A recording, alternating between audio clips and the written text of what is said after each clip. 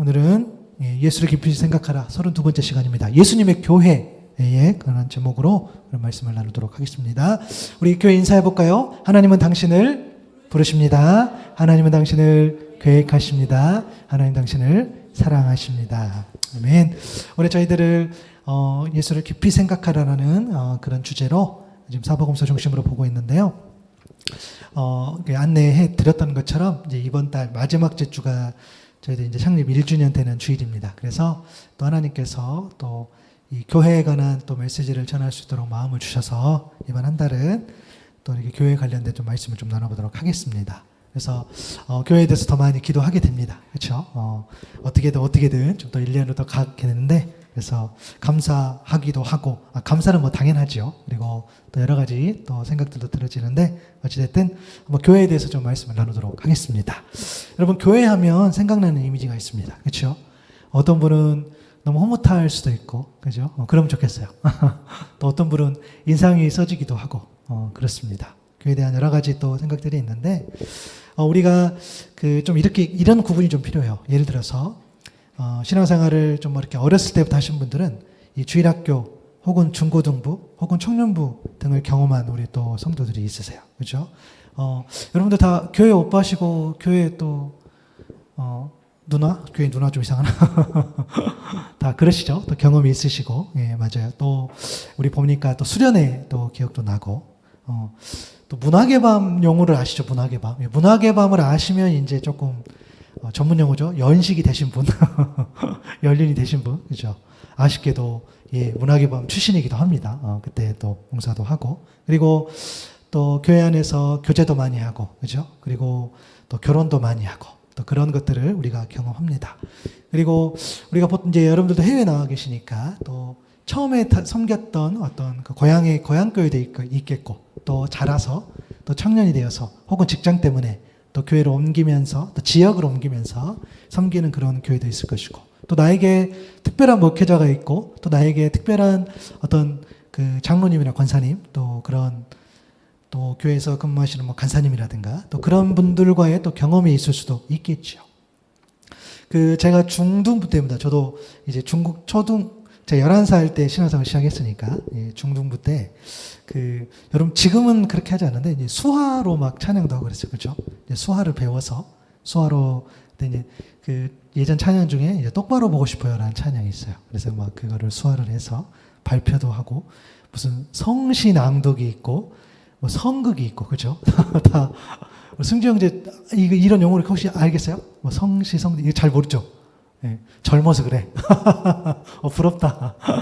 예, 이제 그런 것들 하게 됐는데 제가 그때 수화를 배워서 한 2주인가 3주인가 배웠는데 도저히 이거를 안 되는 거예요. 그래서 그때 잘렸어요.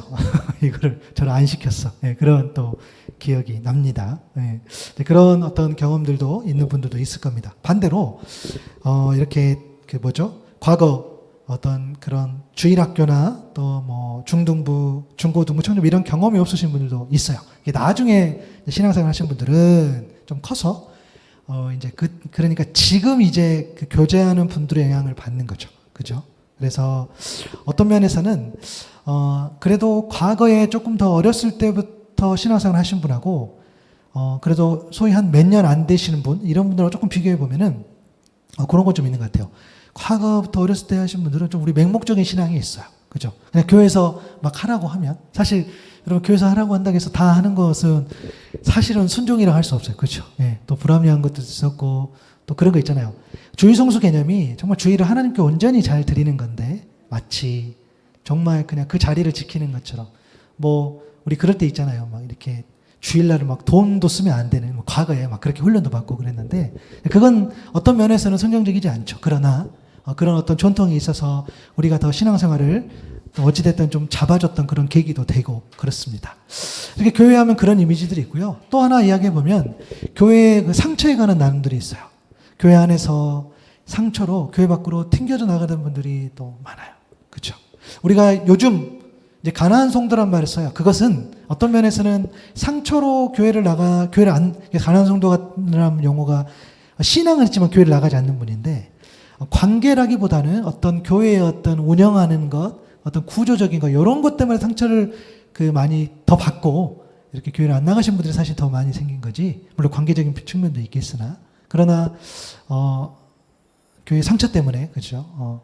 교회를 떠나신 분들 그리고 그러한 분들을 우리가 또 알게 되죠. 이런 분들을 만나면 또 참 마음이 아픕니다. 또 목회자 입장에서 목회자에 대한 상처 때문에 그렇죠. 또 직분자에 대한 상처 때문에 또 교회 안에서 어떤 금전 관계라든가 어떤 뭐 이성 관계라든가 이런 것들 때문에 상처를 받고 또 이런 분들도 있습니다.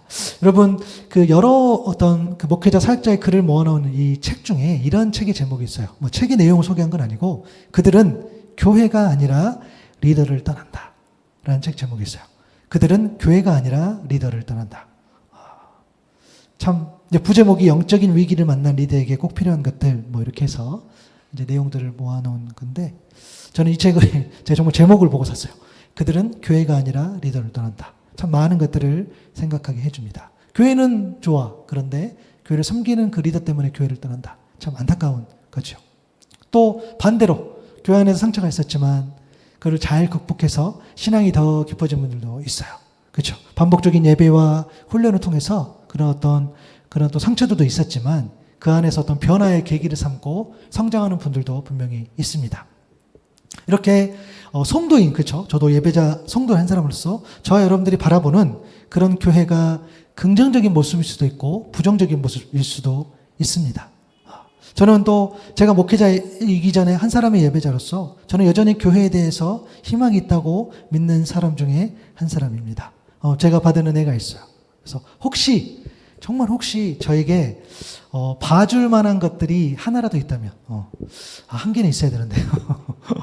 그런 혹시라도 그래 공무사님 그래도 이런 모습은 좀 괜찮은 것 같아 라는 혹시 모습이 있다고 하면 한 개는 있다고 해요. 그냥 하나 정도 있다고 하면 그것은 제가 교회에서 배운 겁니다. 다 어찌됐든 저의 어떤 제 개인적인 거지만 혹시라도 저에게 그래도 봐줄 만한 것들이 있다면 저는 교회에서 배웠다고 이렇게 말을 합니다. 실제로 저는 개인적으로 교회에서 정치, 경제, 사회문화를 다 배울 수 있다고 생각해요. 최소한에. 다는 아니겠으나 그만큼 또 교회 공동체가 주는 유익이 있습니다. 물론 여러분 오해 없기 바랍니다. 교회 연약한 부분들 있지요. 누구보다도 잘합니다. 안타깝습니다. 여러분들이나 저나 손가락질하는 그런 어떤 교회라든가 또 어떤 뭐 목회자라든가 있어요. 맞아요. 세상 사람들도 손가락하고 세상 사람들도 싫다고 하는 그런 어떤 모습을 갖춘 교회라든가 어떤 성도라든가 목회자가 있어요. 안타깝죠. 우리 같은 성도로서 참 안타까워요. 그런데 그것보다도 제가 더 괴로운 게 뭐냐면 여러분들이 또 제가 손가락질하고 저런 모습을 가지면 안 돼라는 어떤 목회자가 있어요. 목회자라 교회가 있는데 그러한 사람이 저 개인적으로 그러한 사람이 제가 되지 않을 특별한 방법이 없기 때문에 저도 굉장히 부담스러워요. 제가 막 저러면 안 돼. 또 여러분들이 저러면 안 돼. 라는 그 모습. 근데 제가 그런 사람이 안 될 수 있는 특별한 방법이 없는 거예요. 늘 그럴 가능성이 있고. 그런 것들이 저를 또 기도하면서 성령의 도우심밖에 없죠. 그럼 우리도 마찬가지겠죠. 교회가 저러면 안 돼. 저런 사람이 되면 안 돼. 라고 하지만 저희들에게는 그러한 사람이 되지 않을 특별한 방법이 없는 거야. 누구나 다 그러한 사람이 될 수 있다는 거죠. 그렇죠? 그것이 우리를 또 힘들게 할 때도 어찌됐든 있습니다. 여러분, 우리가 바라본 교회가 긍정적일 수도 있고 부정적일 수 있는데 세상이 바라본 교회는 어떨까요? 그 이미지 한 번만 이렇게 보여주면, 여러분 이거 놀라지 마세요. 이게 그 이제 목회 데이터 연구소에 나온 그 자료인데, 무종교인이 이 개신교를 바라보고 또 교회를 그 가톨릭 성당이죠. 가톨릭과 불교인과 무종교인을 바라보는 그런 시선이에요. 그러니까 예수 믿는 사람이 예수 믿는 사람을 봤을 때의 호감도. 그러니까 자기 종교에 대해서 자기가 바라보는 호감도는 대부분 개신교든 가톨릭이든 불교든 80% 가까이 나오는데, 여러분 타종교가 우리를 봤을 때 무종교인들이 불교를 바라보는 호감도가 50이었어요. 점수가. 근데 가톨릭을 바라보는 점수가 47이었지만 우리 개신교를 바라보는 점수가 100점 만점에 20이에요. 왜 그러지? 일단 놔두고서라도 우리는 그걸 받아들여야 돼. 시선을 받아들여야 되는 건 맞아요. 가톨릭이 우리를 개신교로 봤을 때 100점 만점 중에 28점. 불교인을 봤을 때 25점. 무종교인들이 봤을 때, 그러니까 신앙생활 하지 않는 사람이 봤을 때는 100점 만점에 20점. 네. 이게 우리를, 이 시대를 바라보는 이 교회에 대한 모습이에요. 오케이, 내려주세요. 네. 계속 보고 있으니까 머리 아프다. 맞아요. 여러분들 참 대단한 사람이야. 여러분들은 그런 모든 시선을 이겨내고, 네. 여기 앉아 계신 분, 네. 대단한 분들입니다. 이런 어떤 모습들. 그런데 여러분, 그럼 우리가 한번 질문해 볼게요. 그럼 내가 바라본 교회, 세상이 바라본 교회, 그럼 누가 문제입니까? 교회가 문제입니까? 세상이 문제입니까? 정답은 교회도 문제고 세상도 문제겠죠. 교회도 문제가 있고 세상도 문제가 있죠. 안타깝죠. 하나님께서 싫어하는 것들만 말하고 행동하고, 그죠? 그런 것들이 많이 있고, 뭐 교회도 마찬가지입니다. 그런데 우리가 교회만 보고 봤을 때 더 큰 문제가 있어요. 그건 뭐냐면 성도가 바라본 교회, 세상이 바라본 교회가 예수님이 말씀하신 교회와 다를 수 있다는 것. 세상은 그렇다 치더라도, 세상은 교회에서 오해하는 부분도 있고 잘 모르는 부분이 있다 할다 치더라도, 저와 여러분이 바라보는 교회, 저와 여러분이 바라보는 생각하는 그런 교회, 그 교회가 예수님이 말씀하신 교회가 만약에 다르다면 그것은 우리에게 너무너무너무 크나큰 문제라는 거야. 그렇게 신앙생활하고 그렇게 교회를 물론 애증이지요. 서운할 때도 있고 안타까울 때도 있고 힘들 때도 있으나, 그래도 우리가 하나님 앞에 하나님을 믿는 자로서 교회를 섬기고, 오늘 또 이 예배하러 나온 자리 나왔잖아요. 그리고 또 우리 안에 또 교제도 있고, 또 할 수만 있다면 우리도 말씀에 힘입어서 누군가를 돕기도 하고, 이런저런 모양대로 우리가 교회 생활도 하고 신앙생활도 하는데, 그 교회, 예수님이 말씀하신 그 교회하고 우리가 생각하고 우리가 가지고 있는 그 교회관하고 다르다면 그게 우리가 문제일 수 있다는 거야. 그러면 예수님이 말씀하신 교회가 어떤 교회일까라고 우리가 생각해 볼 수 있는 거죠. 오늘 보면 18절에 보니까 예수님 말씀하세요. 또 내가 내게 이르노니 너는 베드로라. 베드로 이야기한 거예요. 내가 이 반석 위에 내 교회를 세우르니 라고 되어 있어요. 예수님께서 뭐라고 하셨어요? 분명히 말씀하셨어요. 내가 내 교회를 세운다라고 이야기했어요. 교회는 예수님이 세우신다는 거예요. 그래서 교회는 예수님의 교회이지요. 그러므로 교회를 세우시고 교회를 경영하시고 교회를 통해 하나님의 일을 해 나가시는 그 교회의 주인이 바로 우리 주님이신 줄로 믿습니다. 교회를 예수님이 세우신다는 거예요. 바울은 자신이 개척한 고린도 교회에 편지를 쓰면서도 이렇게, 이 고린도 교회를 이렇게 불렀어요. 고린도전서 1장 2절 3문절을 보니까 고린도에 있는 하나님의 교회 이렇게 불렀어요. 왜냐하면 교회는 주님의 교회, 하나님의 교회이기 때문입니다. 세상의 모든 교회가 그래요. 물론 거짓된 교회, 이단 사이비가 마치 자기들도 교회라고 말한 그런 정상적이지 못한 교회를 제외하고 나서는 우리가 소위 말하는 건강한 교회들, 그런 예배 공동체 교회는 모두 주님의 교회이고 하나님의 교회이란 말이에요. 그래서 우리 하노이 선별교회도 물론 저희 가정이 기도하면서 시작했지만, 우리 가정, 제가 세운 그런 교회가 아니라 하노이 선물교회는 하노이에 있는 주님의 교회, 하노이에 있는 하나님의 교회라는 거예요. 하노이에 있는 하나님의 교회, 주님의 교회인 하노이 선물교회, 사실 이게 정확한 호칭인데 우리가 그런 내용을 다 전제하고 교회 이름을 부른다는 겁니다. 에베소서 1장 22절에도 보니까 또 만물을 그의 발 아래에 복종하게 하시고 그를 만물 위에 교회의 머리로 삼으셨느니라. 이때 그는 예수 그리스도. 예수님이 교회의 머리라는 것은 교회의 주인이 예수님이라는 말씀입니다. 이 변하지 않는 이 진리를 우리가 확실히 알고 있어야지 건강한 교회, 좋은 교회로 시작할 수 있다는 거예요. 교회의 머리가 예수님이시기 때문에 교회는 항상 예수님 중심으로 돌아갈 줄로 믿습니다. 근데 여러분, 제가 개척교회 목사로서 교회에 관해서 가장 많이 받는 질문이 뭘 것 같아요? 여러분들은 저한테 그런 질문을 하지 않으세요. 참아.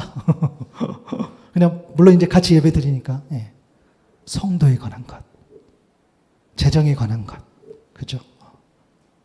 앞으로 교회가 되겠냐 안 되겠냐, 이 카페가 되겠냐 안 되겠냐 그런 질문을 제가 받습니다. 사실 교회를 개척할 때 여러분도 아시겠지만 우리 교회는 사람들이 흔히 말하는 그런 개척 멤버가 없죠. 저희 가정으로 시작했고 또한 대부분의 재정을 저희가 부담하는 걸로 하고 시작을 했어요. 근데 이렇게 결정하기 전까지, 그리고 사역하는 지금도 하루에도 몇 번씩, 몇십 번씩 또 고민하고 주님 앞에 제가 질문하는 게 있어요. 과연 정말 이렇게 하는 것이 맞는 건지, 주님 제가 이렇게 지금 가고 있는 게 잘 하고 있는 건지 늘 질문해요. 혹 다른 어떤 목회자가 저와 똑같은 상황에서 저와 같은 결정을 한다면 과연 저는 그러한 결정을 지지할 수 있을까? 내가 여기서 기쁘고 즐겁고 행복하고 그렇게 한다면은 그래 내가 해보니까 그렇게 해도 괜찮아 라고 하겠으나, 내가 설령 기쁘고 즐겁고 그런 마음이 있다 할지라도 그렇게는 하면 안 돼 라고 말할 수도 있겠죠. 여러분, 그런데요, 사실 교회에 가는 질문은 그렇죠. 누군가가 저에게 성도는 몇 명입니까? 재정은 어떻게 하고 있습니까? 비즈니스는 뭐 잘 되고 있습니까? 라는 질문은 너무 당연해요. 당연합니다. 이 질문 자체는 저희 관심이라고 생각해요. 여러분, 너무 당연한 거 아닙니까? 책임을 맡은 사람으로서, 그 사역을 진행하는 가는 사람으로서 물어볼 수 있잖아요. 여러분도 저한테 물어볼 수 있잖아요. 뭐 몇 명이나 왔습니까? 재정은 어떻게 됩니까? 또 뭐 무슨 준비를 하고 있는데 그건 되게 있습니까? 뭐 손님은 뭐 얼마나 있습니까? 여러분들 그렇게 질문할 수 있단 말이에요. 마치 너무 일상이죠. 자연스러운 거죠. 우리가 누군가를 만나면 식사하셨어요? 잘 지냅니까? 라는 것처럼 그렇게 인사할 수 있어요. 하지만 여러분, 교회를 생각할 때 이러한 질문들이 자칫 잘못하면 우리가 교회의 본질을 흐릴 수 있음 또한 우리는 잊지 않아야 한다는 거예요. 이렇게 생각할 수 있습니다. 뭐냐면, 교회를 세우려면 성도가 필요해요. 맞아요. 성도가 필요하죠. 그러다 보니까 성도 위에 교회를 세운다, 이 말이 맞을지도 몰라요. 또 교회를 살리려면 여러분 재정이 필요해요. 월세도 내야 하고 전기세도 내야 하고 이거 다 사야 돼. 맞아요. 그러면 재정 위에 교회를 세운다, 이 말이 맞을 수 있어요. 여러분, 교회를 세우려면요, 목회자인 제가, 또 목회자가 어찌됐든 필요해요. 설교할 수 있는 능력도 필요하고, 교회의 어떤 행정적인 능력도 필요하고, 또 관계도 잘 맺어야 되고, 교육도 잘 시키면 좋겠고, 등등. 그렇죠? 그런 것들이 필요해요. 그러면 목사 위에 교회를 세운다, 이 말도 맞을 수 있어요. 교회를 세우려면, 그 교회가 특색 있는 교육이 되려면 어떤 프로그램이 필요할 것 같기도 해요. 맞아요. 그래, 그 교회 가면은 그게 잘 돼 있더라. 그 교회 가면 그게 강점이더라. 라는 것들. 그러면 어떤 프로그램 위에 교회를 세운다는 말이 맞을 수도 있겠어요. 자, 제가 다 맞을 수 있는 이야기를 했는데 여기에 예수님의 이야기가 있었습니까? 한마디도 안 나와. 교회는 분명 예수님이 세우신다고 말씀하셨는데, 정작 예수님이 어디에서 어떻게, 어떤 뜻으로, 어떤 목적으로 이 교회에 대해서는 이야기한 것들은 우리가 나오지 않는다는 거예요. 여러분, 교회를 세울 때 성도라든가 재정이라든가 어떤 목회자의 능력이라든가 프로그램들이 안 중요하다는 말이 아니에요. 그게 안 중요하다는 것이 아니라 예수님께서 주인으로서 이러한 것들을 어떻게 균형 있게, 어떻게 잘 운영하시고 배치하는 것, 그게 더 중요한 줄로 믿습니다. 그래서 여러분, 교회를 세워나갈 때 교회의 주인 되신 예수님께서 교회에 대해서 어떻게 말씀하셨는지를 우리가 놓치지 않아야 된다는 거예요. 오늘 말씀을 보니까 주님께서 제자들에게 묻습니다. 우리가 잘 아는 내용인데 조금 더 깊이 있게 봤으면 좋겠어요. 오늘 보면 13절이죠. 제자들에게 물었습니다. 사람들이 인자를 누구나 하느냐? 이때 인자는 사람의 아들이라는 말이에요. 주님은 하나님의 아들이시지만 사람들은 아직 잘 몰라요. 그래서 주님께서 자신을 낮추면서 인자가 누구냐라고 했다라고 여러분 이렇게 보셔도 크게 무리는 없어요. 인자가 나를 누구를 하더냐라고 물을 때에 제자들이 답변해 주죠. 더러는 세례 요한, 더러는 엘리야, 어떤 이는 예레미야나 선지자 중에 하나이다라고 대답을 합니다. 여러분, 이 부분을요, 우리가 조금 더 깊이 있게 봤으면 좋겠어요. 왜 사람들이 다른 여러 이름 중에 세례 요한, 엘리야, 예레미야나 선지자 중에 하나라는 표현을 썼을까요? 첫 번째, 세례 요한이죠. 누가복음 9장 9절에 보면 헤롯이 이르되 요한은 내가 목을 베었거늘 이제 이런 일이 들리니 이 사람이 누군가 하며 그를 보고자 하더라. 헤롯도 이 요한에 대해서 잘 알고 있었어요. 세례 요한에 대해서. 세례 요한은 어떤 사람이었습니까? 그의 메시지. 왜 세례 요한을 보고 예수님이 어떤 활동을 했는데 왜 세례 요한 같다라고 한 이유가 뭐냐면, 그가 말하는 메시지가 또 그의 삶이 그렇게 비슷해 보였나 봐요. 세례 요한이 와가지고 이 독사의 자식들아, 회개하라. 너희들 삶은 그렇게 엉망이면서 너희들 아브라함이 우리 조상이라고 그런 말 하지 말아라. 옷 2번 있는 자는 한 번 있는 자 나눠주고 먹을 것이 있는 자 없는 자에게 나눠주고 정해진 세금만 거둬라 너희들. 강탈하지 말고 거짓말하지 말고 거짓으로 고발하지 말고 이런 이야기로 와서 한단 말이에요. 세례요한의 강점 중에 하나가 뭐였습니까? 삶이었어요. 삶. 그의 삶을 보니까 메시지가 확실히 보이는 거예요. 그러니까 예수님을 보니까 세례요한 같은데 라고 사람들이 이야기하는 거죠. 그렇죠? 여러분 그냥 세례요한 같습니다 이렇게 보지 마시고 왜 사람들이 세례요한 어떤 모습을 보고 이렇게 했을까? 그의 강력한 삶이 있었어요. 그러면 왜 엘리야로도 했을까요?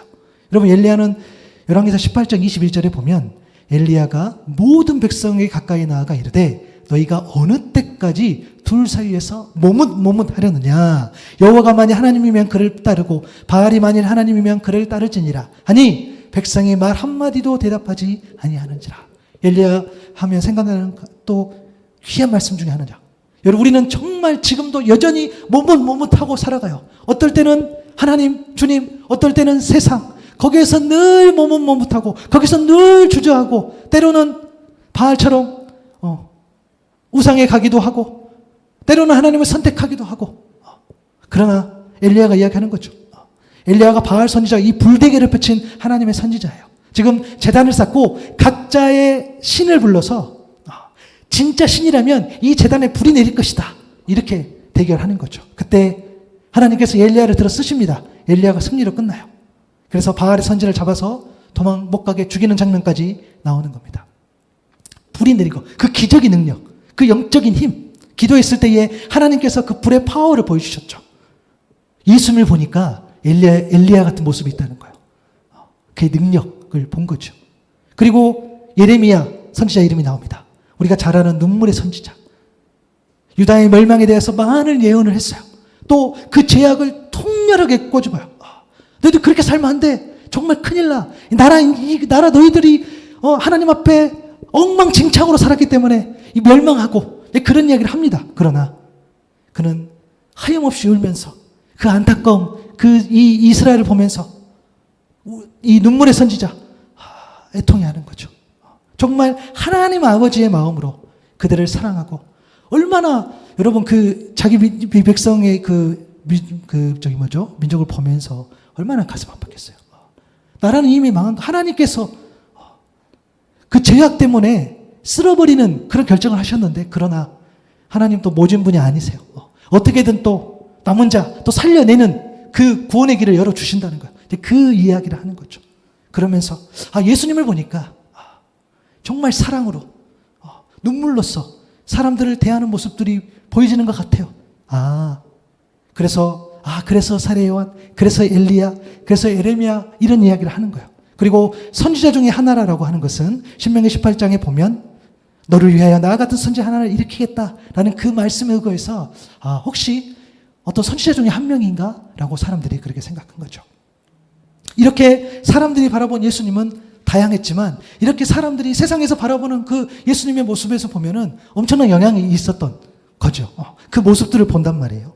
그러나 주님은 이 대답을 듣고 또 질문하시는 거예요. 오늘 보면 15절이죠. 이르시되 너희는 나를 누구로 하느냐 이렇게 보세요.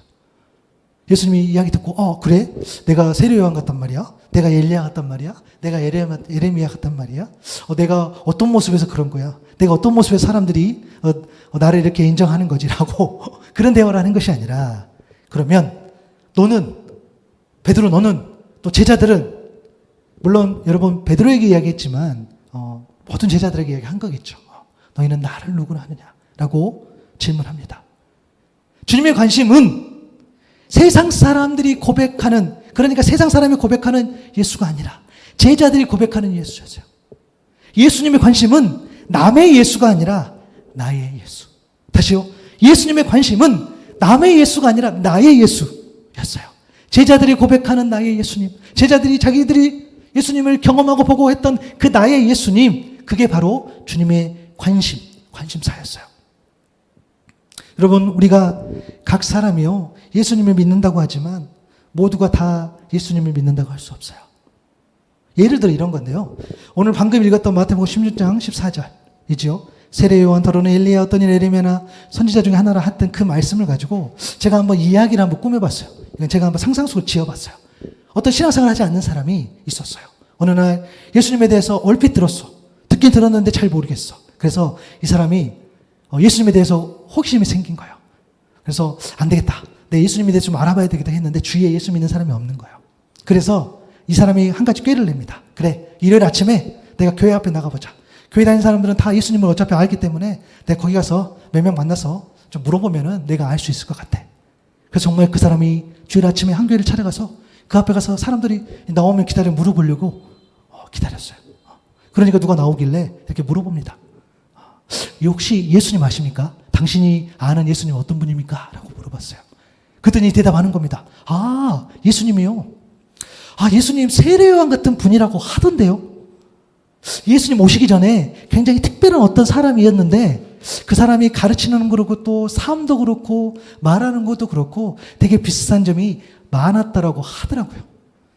좀 무섭게 말은 했지만 그래도 정말 그렇게 무서운 분은 아니라고 하더라고요. 그래서 예수님 세례요한 같은 분이라고 하더라고요. 라고 대답을 해줍니다.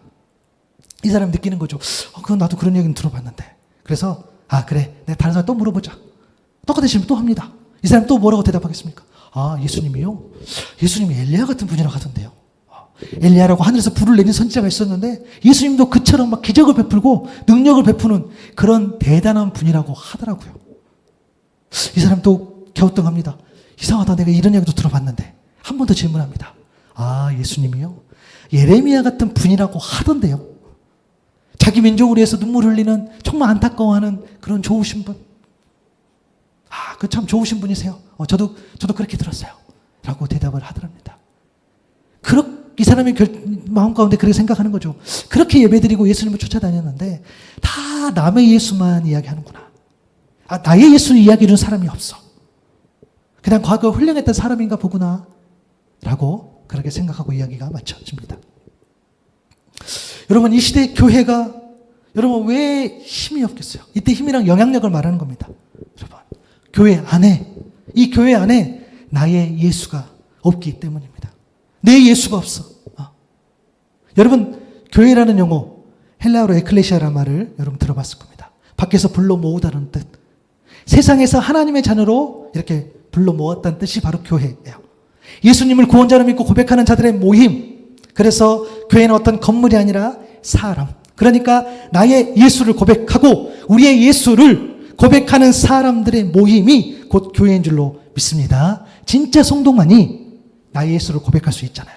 로마서 10장 9절에 10절 보니까 내가 만일 내 입으로 예수를 주로 시인하며 또 하나님께서 그를 죽은 자 가운데서 들어보세요. 살리시는 것을 내 마음에 믿으면 구원을 받으리라.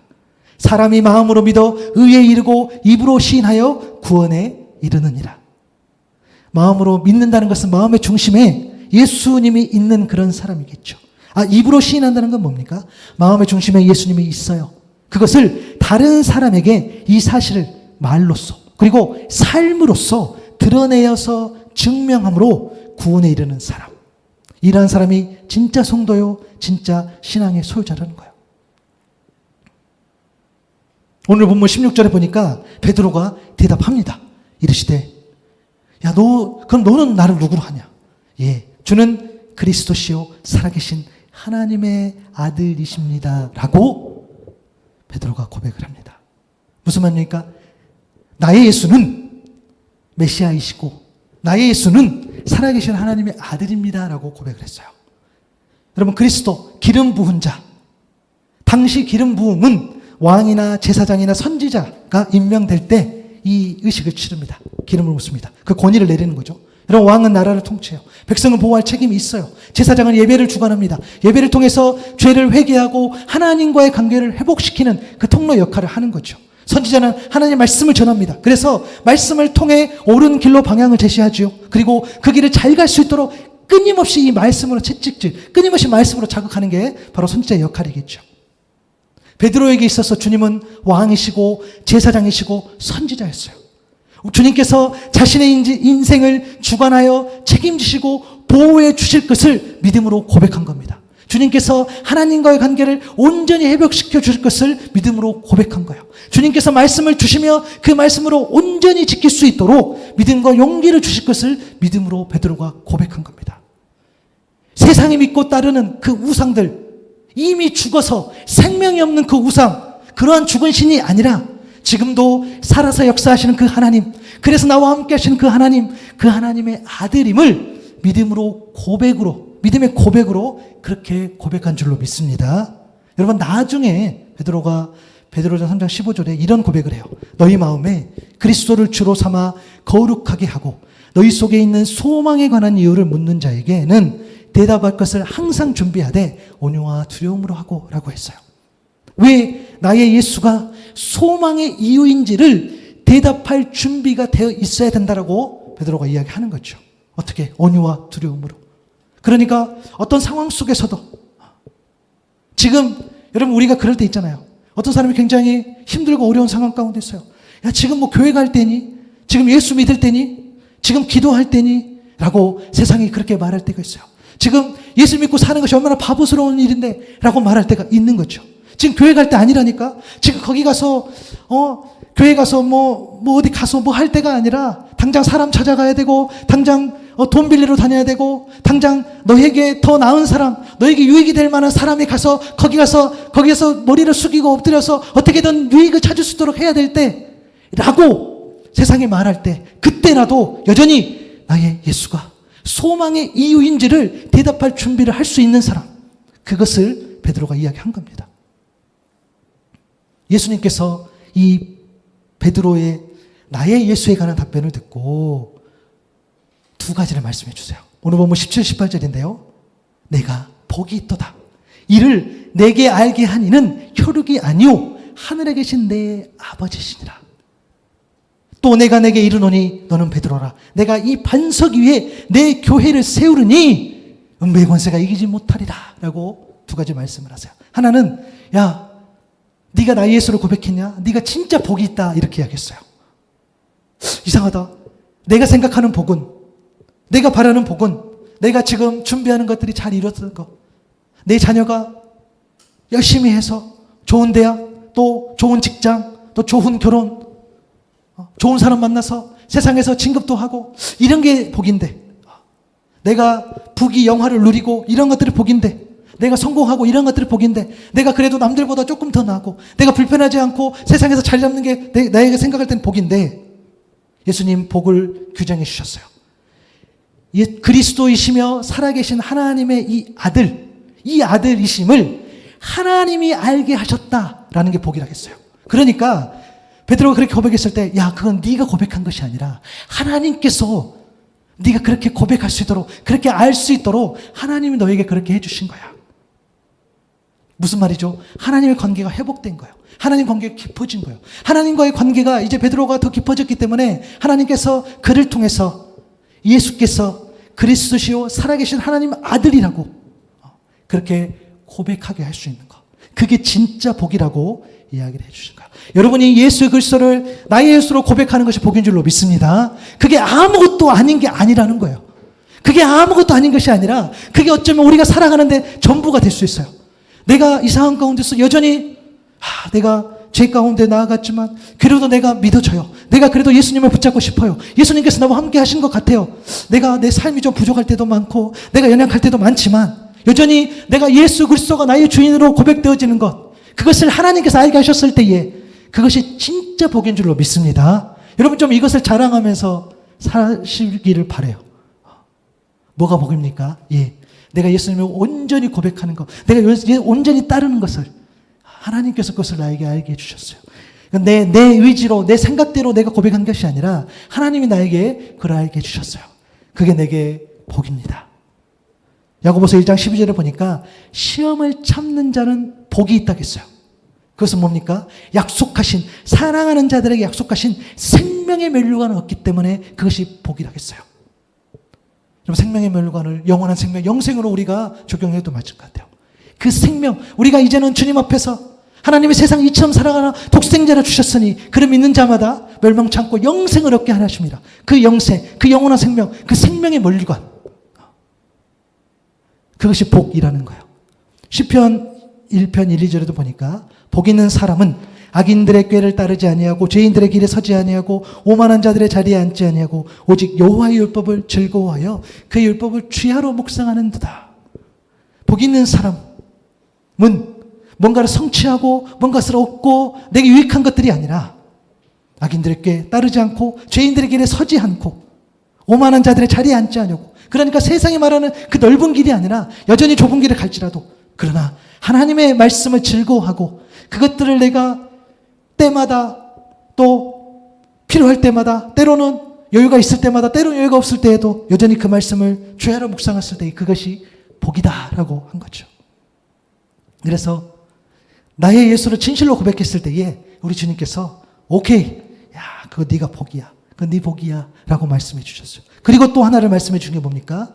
내가 말한 네가 고백한 나의 예수 그 위에 그 믿음의 고백 위에 내 교회를 세우겠다 그렇게 말씀하신 겁니다.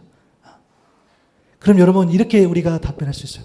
만약에 정말 내 믿음 위에 교회가 세워진다고 한다면 베드로와 바울과 같은 그런 어떤 엄청난 그런 어떤 예수님의 제자들은 내가 이해가 되는데 내 믿음 위에 나같이 연약한 믿음 위에 교회를 세워진다는 게 이게 말이 될까? 그것은 저도 동의해요.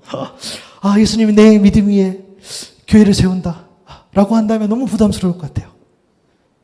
근데 여러분 잘 생각해 보세요. 베드로가 이렇게 고백했어요. 주는 그리스도요 살아계신 하나님의 아들입니다 라고 했지만 우리가 잘 알잖아요. 성경 보면 알잖아요. 베드로가 그 이후에 어떻게 했습니까?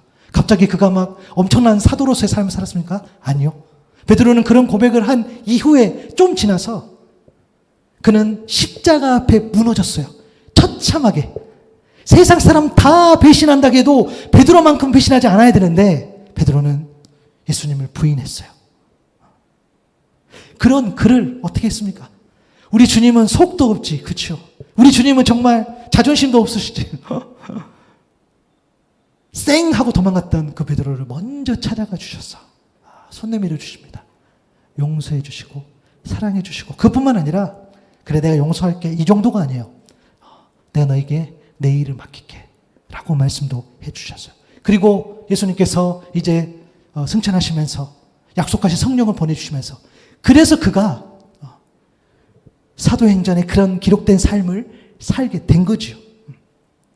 베드로가 특별해서 그 위에 교회를 세우시겠다가 아니라 하나님께서 하나님의 뜻에 맡아서 사신다는 거예요. 그래서 여러분 우리는 마태복음 17장 20절 하반절에 있는 말씀으로 이 믿음의 고백 위에 교회를 세운다는 것을 좀 이렇게 적용했으면 좋겠어요. 만일 너희에게 믿음이 겨자씨 한 알만큼만 있어도 이 산을 명하여 여기서 저기로 옮겨지리라 하며 옮겨질 것이요 또 너희가 못할 것이 없으리라. 겨자씨 한 알만큼 겨자씨 그 작은 보이지도 않는 그만한 믿음이라 할지라도 그 믿음 겨자씨 한 알만큼이라도 진실된 믿음 순수한 믿음 순종과 인내의 믿음 그 진짜 믿음 위에 주님께서 내 교회를 내가 세우겠다라고 말씀하신 거예요. 오늘 여기 한 분 한 분들 우리가 몇 분 안 된 것 같지만 벌써 여러 교회가 세워지는 줄로 믿습니다. 여러분들 그래서 죄송해요. 막 그냥 사시면 안 돼. 여러분에게 맡겨진 가정이 있고 여러분에 맡겨진 일터가 있고 여러분에 속한 공동체가 있어요. 거기 여러분들이 예수 그리스도를 믿음으로 고백했을 때에 그 겨자씨만한 그 믿음이라 할지라도 그 믿음 위에 하나님께서 여러분을 통해서 교회를 세우시고 교회를 이루어 가신다는 그 말씀. 오늘 그것이 우리에게 오히려 짐이 되는 것이 아니라 오히려 그것이 우리가 위로가 되고 그것이 오히려 우리에게 큰 용기가 될 줄로 믿습니다. 하나님께서 우리 같은 자도 사랑하신다는 거예요. 저는 그래서 교회를 보면서 저도 운영하면서 늘 어제도 새벽에 기도하고 그저께도 새벽에 기도하지만 그냥 한숨만 나와. 그럴 때가 많아요. 물론 여러분 생각하면 힘이 나지만 또 한편으로 내가 이것을 또 이대로 우리가 해나갈 수 있을까라는 그런 것들. 그런데 여러분 이렇게 생각하시면 될 것 같아요. 설령 여기에 많은 사람이 있다 할지라도 저는 똑같이 고민했겠죠. 잘 먹이고 또 잘 양육하고 하는 그런 좀 뭐랄까 그때그때 고민하는 분야가 좀 다를 뿐이지 여전히 하나님 앞에 또 씨름할 겁니다. 그렇죠? 사람이 많다고 해서 사람이 적게 해서 그게 문제가 아니죠. 왜요? 교회는 사람 위에 세우는 것이 아니라 어떤 재정 위에 세우는 것이 아니라 그 믿음 위에 나의 예수를 고백하는 그 믿음 위에 교회가 예수님께 세운다고 하셨기 때문에 내 안에 믿음이 있는지, 우리 공동체에 믿음이 있는지, 우리 공동체가 예수님께서 말씀하신 그 말씀대로 살아가는지, 그것을 놓고 우리가 기도했겠죠. 사랑하는 여러분, 오늘 예수님의 교회에 관해 말씀을 나눴어요. 예수님 분명하게 말씀하셨어요. 교회는 내가 내 교회를 세운다고 말씀하셨어요. 우리 교회가 아닌 거죠. 그렇죠? 그래서 저도 조금 더 자유스러워졌어요. 내 교회도 아닌데 마치 내 교회처럼 이렇게 하고 저렇게 하고 그냥 책임 맡은 자로서의 어떤 그런 고민인 거지, 정말 우리가 하나님 앞에 맡기는 것들. 그렇죠? 그래서 교회는 예수님의 교회이고 교회의 머리는 예수님이시기 때문에 교회의 주인이 예수님인 줄로 믿습니다. 우리가 이걸 잊지 않았으면 좋겠고요. 여러분 기도해 주셨으면 좋겠어요. 물론 여러분이 이 교회를 생각할 때에 성도도 많았으면 좋겠고 재정도 많았으면 좋겠고 어떤 프로그램도 있었으면 좋겠고 또 말씀을 잘하는 제가 능력도 있었으면 좋겠어요. 물론 그것을 놓고서도 기도해 주세요. 기도해 주세요. 많이 기도해 주세요. 그러나 교회는 그 믿음 위에 세우는 거구나. 하나님께서 그 뜻대로 주님께서 우리 사람이 생각하는 그것 이후로 교회가 올라가는 것이 아니라, 교회가 세워지는 것이 아니라, 그래, 눈에 보이는 것이 다가 아니기 때문에 그 안에 예수님의 뜻이 있는지, 예수님의 말씀이 있는지, 그 안에 겨자씨만 할지라도 정말 진실된 믿음이 있는지, 그것을 우리가 생각할 수 있어야 되는 거예요. 그리고 여러분 진짜 부탁드립니다. 나의 예수가 필요해요. 여러분의 예수님이 필요해요. 내가 왜 신앙생활 하는지, 내가 왜 예수 그리스도와 함께 하는지에 대한 그것이 내가 입으로, 내 삶으로 보이지 않고서는 여러분, 그건 단순하게 여러분들이 그런 모습을 보여서 뭐 한 명 한 명을 전도하고 이런 거는 저는 둘째라고 생각해요. 여러분들을 위해서, 그렇죠? 여러분들이 믿는 그 예수 그리스도, 그분과 온전하게 즐겁게 가기 위해서는 그분하고 친밀해야 되는 거 아닙니까? 그렇잖아요. 내 여러분들하고 교제하는데 여러분 저하고 불편하면 제가 갈 수 있겠어요? 안 되잖아요. 그렇죠? 오늘 또 아내가 걱정했어요. 원래 반찬이 한 이 정도 나왔는데 반찬이 몇 개 부족하대. 어떻게 할까? 그게 다 여러분들하고 관계가 되니까 그런 고민을 하는 거 아닙니까? 어떻게든 잘 먹이려고. 그러면 우리가 좋잖아요. 그러면 그냥 같이 가는 거지. 근데 그게 아니라 불편하면 우리 주님도 불편하시다는 거예요. 그죠? 그래서 나의 예수, 정말 여러분을 위해서라도 여러분이 만난 그 예수를 온전히 고백함으로 그 믿음 위에 우리 주님께서 교회를 세운다고 하셨으니 여러분에게 맡겨진 그 삶의 현장, 그것을 나의 예수님, 고백한 그 나의 예수님과 함께 걸어갈 수 있는 저와 여러분 될 수 있기를 바랍니다. 여러분 진짜 믿음이 무엇인지를 여러분 아셨으면 좋겠고, 진짜 복은 여러분이 예수 그리스도를 하나님 고백하는 것을 하나님께서 알게 하셨었던 것, 그게 진짜 복이에요. 여러분 그런 복을 누리는 여러분 될 수 있기를 바랍니다. 여러분 꼭 그런 복을 누리세요. 하나님이 알게 하여 주셨다는 거. 나는 내 이성으로는 몰라. 그런데 하나님께서 우리 예수님께서 나의 주님이시구나 라는 것을 고백하게 하셨구나. 이러한 친밀함이 우리에게 넘쳐나기를 소망하고요. 다음 한 주간도 우리 주님과 살아가시면서 나의 예수님은 어떤 분인지, 예수님의 교회는 무엇인지, 그런 묵상이 되어져서 여러분들이 정말 교회다운 교회로 살아가는 저 여러분 될 수 있기를 바랍니다.